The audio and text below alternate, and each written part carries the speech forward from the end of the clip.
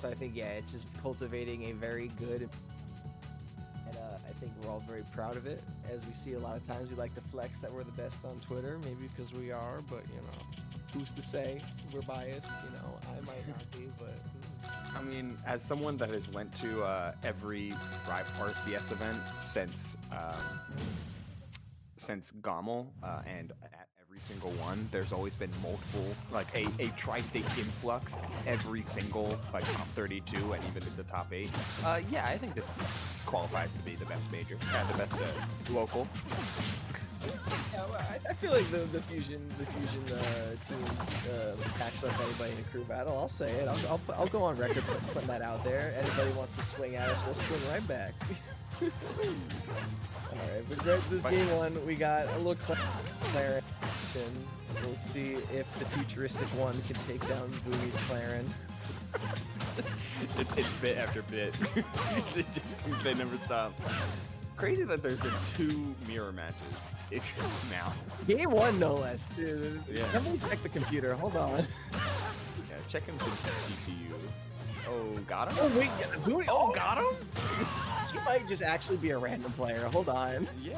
Wait, we might need to talk to her and tell her, like, look, next fusion, just actually rip the random against people. See what you do. Oh, tries. I want to say maybe tries to anchor for like a ledge cancel there, but or maybe just DI under there. I could believe DI out thinking like, oh, I either get to the platform, I get to like the edge of the platform, but then it just kind of moved out of the way. Yeah, that is also a moving platform. Funny meme. But we're quickly going back to neutral grid constantly trying to see what the other wants here. Because I feel like, well, each player is figuring out what the other wants in this neutral. I think each player is also figuring out what they want in this neutral. Because it's also like, damn, I don't play this character. Yeah. Luckily, Clairen's pretty straightforward. And, like, you're just looking for a tipper to get into a follow-up strong. Didn't get the tipper jab, so no down strong there for HamPolo. Yeah, I feel like Clairen up throw is a very friendly, like, yeah, if you get this, it's pretty straightforward. You can start comboing it to whatever, you know, I trust you.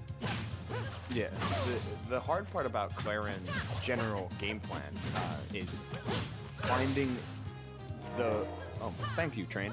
Finding the optimal combo, like what are you supposed to do? Like that's where everything comes in for Clairen. But in terms of just finding something to do, she's got a lot of that. Yeah, I feel like Clairen's punish game is a very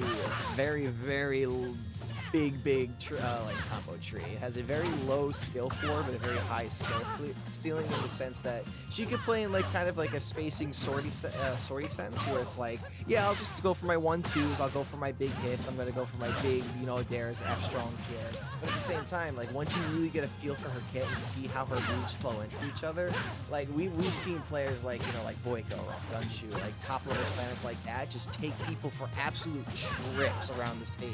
But having a character that's like punish game is so versatile as well as a combo game, I feel like in a random sense, it's a very nice character to pull. Yeah, someone friendly but can offer a whole lot. And who knows? Like sometimes these random sets will be like, actually wait, I kind of dug into her character here. And Clairen's an easy character to like, I think.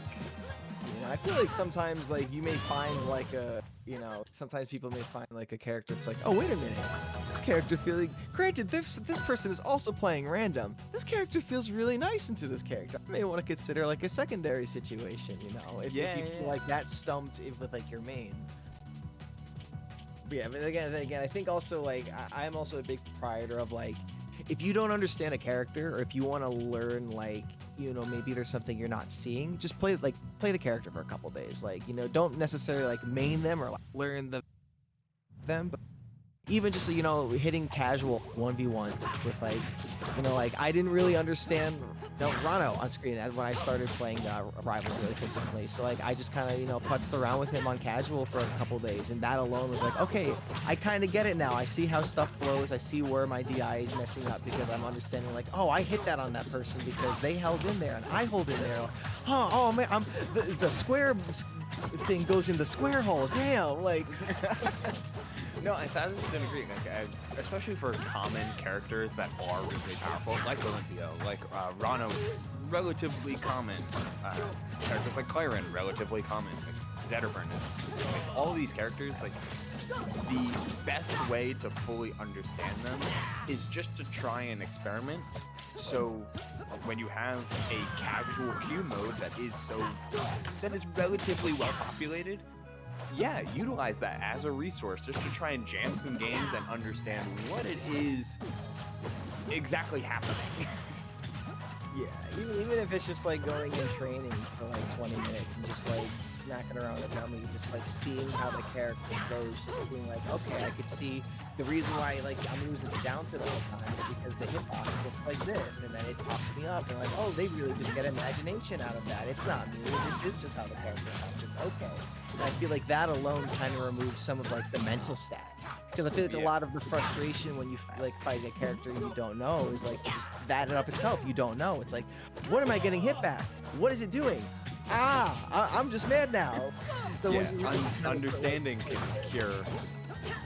cure all of that like excess frustration, because now suddenly, even if you still don't like it, no one's asking you to like Olivia, but or whomever, but it can help to know exactly what it is that's going on, whether it be between like proper down tilt counterplay, or this is how I DI up air when she's facing left versus right. Like, oh, this is how I'm supposed to properly orchestrate myself to play the best that you can.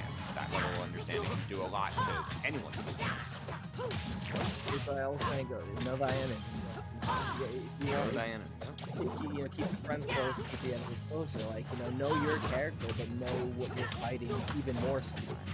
Because even sometimes just having that solid game plan and just having like, not necessarily like autopilot, but knowing like, look, once I get my ends, I could do my 1, 2, 3, and then boom, I got my clean stop. And then you really have to worry about, okay, what is this character gonna pull out of their bag of tricks to stop me from getting my win out of this? So sometimes like that more resilient like defense and knowledge of your enemy, and just having a refined punish or like 1, 2 just could pay off for the death. 1000%. Kind of seeing a little bit of that all over the place. Everyone utilize the casual queue. It's a good way to warm up. It's a good way to practice. Anyway. Ooh, okay. After all that happened though, one stock apiece, HamPolo down the stock, vooni. Oh my god, just calling it out. Obviously, she just I'm so for it. Like seeing like vooni places like well at fusions, but not like top 3 well, more like top 8 well, and like that's okay. Like I'm happy for her. I think she's like steadily been one of those players that's been like a heavy grinder and improved it. Having her come from be the winner of like a fusion where a lot of players go random would be just perfect, I think, because like having the random fusion title would be a really fun title to have. That's a belt I would wear very quickly. Yeah, because you can look at that, it's like, yeah, but I won in the all randoms fusion, so none of you have fundies, and just slam that for people. Yeah, no, hell yeah. No, you think about it like that, it's like yeah, okay, yeah, you could beat me better, yeah, but I out neutral with you every other character. Go on. And you literally can't fight it. I shake your hand. You got it, girl. You're good, like, oh, random is the two fundies test. There is a little validity in it. It's like, showing your like ability to pilot a neutral and kind of figure out a character's punish and how to like navigate the game on the fly. It's a massive talent in and of itself. Like that adaptability, that like being able to recognize the situation and kind of pick out what's the best, not even necessarily the best, but like one of the better options is like a very impressive talent to have. So vooni, that in itself, is something to really, give it flowers for. Yeah, 1000%. Understanding like situational recognition, and both internally and externally, not just what exactly is happening, but knowing what you can do on a given day, like it's important. It's why the phrase like tournament safe combos like goes around, or certain characters are more forgiving than others. Like there's a reason for this, because sometimes you're just not playing at 100%, but you still need to find ways to win. That's kind of where random excels. what players are really good at is figuring out ways to lock it down and knowing what they can do, knowing what they can do on insert character for any given game, and figuring it out on the fly. Especially like in matchups like these where I feel like these are two characters where it's like, has HamPolo played APSA? I don't know. You could tell me no, and I believe you 100%. Granted, after last set, I would have said the same thing about Vooni's Orcane, but this little fishy's got some fun little tricks coming out the waters here, so maybe she's a little more comfortable in the character than I initially thought. But I think HamPolo is kind of starting to feel out the punish here, kind of getting the feel for APSA movement. I'm seeing a lot of wave dashing coming out from him. Not really kind of running around or too much of her like funky jumping like, you know, DJC nonsense. Just kind of staying very grounded and kind of looking for the bread and butter follow-up. Yeah, I'm not sure if it's just because of the stage that we're on, or just by the nature of being a little unfamiliar with the character, but it seems like the clouded one, or whatever we want to call her, is DJ seeing a ton, but DJ is seeing like a little bit later in order to threaten like waveland on a platform versus like DGC down in order to get like a pretty low fair. It just is tough because Orcane sits really low to the ground. What a forward tilt that was. Recovery is find a little hit there. Yes. Oh, nice little body popping trying to get it a little bit. Yeah, now that you say that, now I do am seeing a little bit more funky do some team movement onto platform rather than like an aggressive state. And it's funky to see like him moving. Oh, I feel like she may have accidentally held the up B for like Orca Hop and wanted to just go to puddle. But unfortunate ST from Vooni there. Oh, yeah, we're using him. We might have gotten a mulligan. Okay, just the one mulligan. Oh, Edelus. Yeah, Vooni got one. Is back on her. Yeah, versus the frozen one. Vooni on the bear. The big bear. This matchup is an interesting one. I don't know. I feel like ever since the nerfs, it's gotten a lot better for Edelus. I feel like once like you put Orcane off stage without that puddle, it should be lights out for the Orcane. We'll see if Edelus can, if Vooni can figure out the game here to kind of put this Orcane into hell. Yeah, I have a high opinion of Edelus, period. I acknowledge this. But when you have a character that's like, Orcane has a lot of solid stuff about him, but they did pretty dramatically nerf Orcane's like non-puddle recovery with Orca hopping. Nerfing that against a character that can send at just such devious angles between down air and up air, like it just becomes so much more terrifying to play. Also in the sense that a character that can sort of comfortably control the ledge and just push something away. There's a lot of times you just put an Orcane super far off stage and goes full ledge and just right there in this situation, you know, looking back there for that side, you just instantly drop ledge down there and find the reaction like that.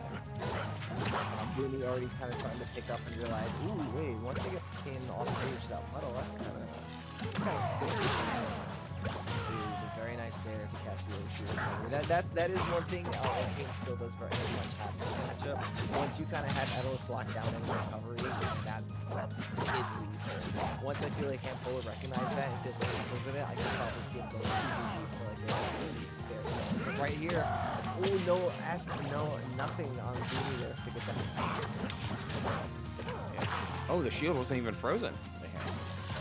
Not that like that mechanic has a ton of value, but like it's some.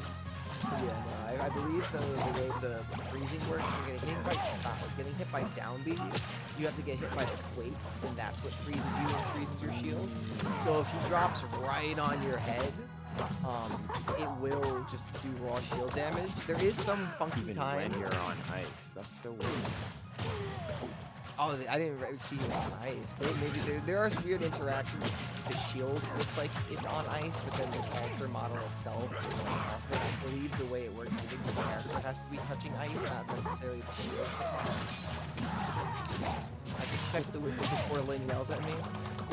What a But what a the character frustrating makes no sense. mechanic. The character makes no sense, and it's not even worth it sometimes. I got a whole armor mechanic, and none of us even. I swear to God. Yeah, I mean, I was talking to Anti about it, and she was saying similar things. It's like, yeah, like half of Edois's like secondary mechanic that Rivals 1 and Rivals 1 even more so, but Rivals 2 as well became so known for. Like Edois just like barely utilizes all of the like extra secondary mechanics. The only one that matters is ice physics properties. Unfortunate. We're all falling. It's needed. It was needed. Yeah, it was needed. It was needed. The Magic 3, I'm always fan of the Magic. But very good stuff to the random one. Holding strong, showing that vooni, although powerful, is not strong enough to take him down. Yeah, it set up our top 4 with Nard Music in loser semis, vooni in losers finals, and HamPolo in grands. Uncertain if there will be any how many random mirrors we will have. Certainly one, perhaps more. Yeah, no, it would be very funny if the next couple sets also had just